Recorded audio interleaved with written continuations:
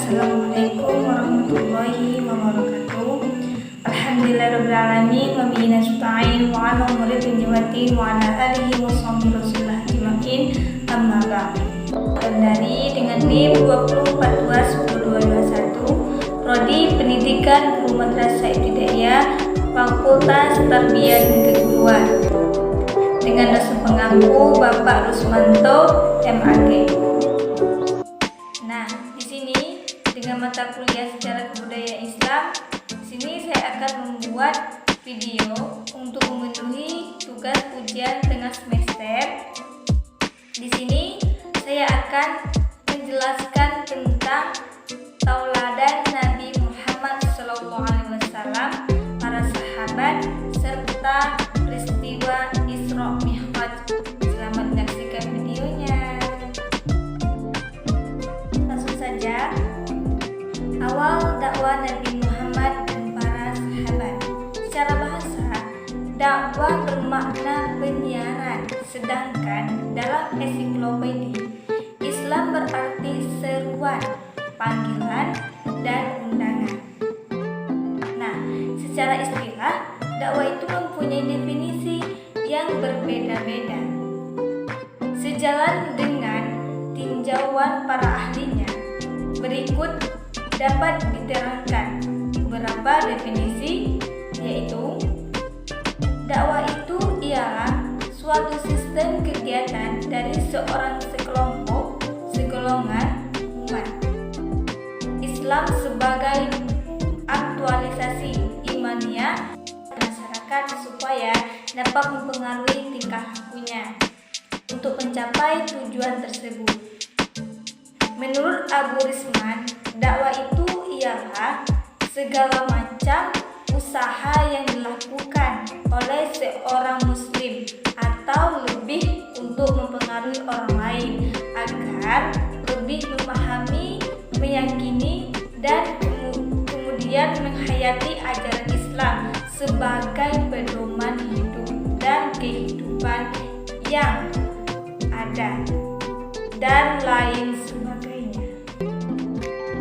Masa awal dakwah Nabi Muhammad SAW saat Nabi Muhammad SAW mendekati 40 tahun. Beliau terlalu biasa memisahkan dirinya dari kehidupan masyarakat dengan cara menyendiri atau menyepi di Gua Hiro. Gua Hiro merupakan sebuah tempat terletak beberapa kilometer dari kota Mekah. Di tempat itu Nabi Muhammad SAW berusaha menenangkan jiwanya hingga berlama-lama dengan cara bertafakur atau merenung. Nah, pada tanggal 17 Ramadan tahun 611 Masehi, malaikat Jibril datang di hadapan beliau untuk menyampaikan wahyu yang pertama yang ada dalam Al-Quran surah Al-Alaq ayat 1-5. Setelah wahyu pertama itu datang, malaikat Jibril lama tidak muncul. Sementara Nabi Muhammad SAW dengan harapan, dengan cemas menanti turunnya wahyu di tempat yang sama. Dalam keadaan bingung, kemudian malaikat Jibril datang kembali membawa wahyu kedua yang membawa perintah untuk berdakwah. Wahyu itu adalah surah Al-Muddathir ayat 1-7. Masa awal dakwah Nabi Muhammad SAW saat Nabi Muhammad SAW mendekati 40 tahun. Beliau terlalu biasa memisahkan dirinya dari kehidupan masyarakat dengan cara menyendiri atau menyepi di Gua Hiro. Gua Hiro merupakan sebuah tempat terletak beberapa kilometer dari kota Mekah. Di tempat itu Nabi Muhammad SAW berusaha menenangkan jiwanya hingga berlama-lama dengan cara bertafakur atau 17 Ramadan tahun 611 Masehi, malaikat Jibril datang di hadapan beliau untuk menyampaikan wahyu yang pertama yang ada dalam Al-Quran surah Al-Alaq ayat 1-5. Setelah wahyu pertama itu datang, malaikat Jibril lama tidak muncul. Sementara Nabi Muhammad SAW dengan harapan, dengan cemas menanti turunnya wahyu di tempat yang sama. Dalam keadaan bingung, kemudian malaikat Jibril datang kembali membawa wahyu kedua yang membawa perintah untuk berdakwah. Wahyu itu adalah surah Al-Muddathir ayat 1-7. Secara sembunyi-sembunyi, awal penyebaran agama Islam, Nabi Muhammad SAW berdakwah secara sembunyi-sembunyi.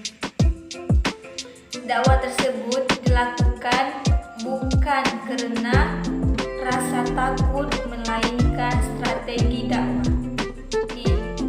di mana Nabi Muhammad SAW mengidentifikasikan pengikut beliau yang masih sedikit dan belum kuat.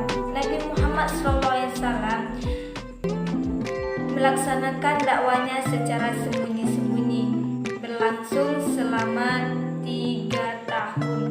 Pertama, Nabi menawarkan Islam kepada orang-orang terdekatnya, keluarga besar, serta sahabat-sahabat karib beliau. Mereka diajak untuk melakukan agama Islam dalam sejarah Islam, dikenal sebagai as-sabiqun al-awwal, orang-orang yang pertama kali masuk Islam.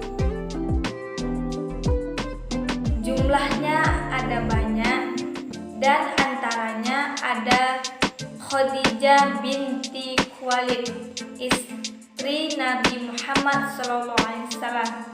Nah, kedua Zaid bin Harithah, budak Nabi. Ketiga Ali bin Abi Thalib, sepupu sekaligus menantu Nabi. Keempat Abu Bakar As-Siddiq, sahabat yang paling dekat dengan Nabi Muhammad SAW. Sifat Nabi Muhammad SAW dan sahabat.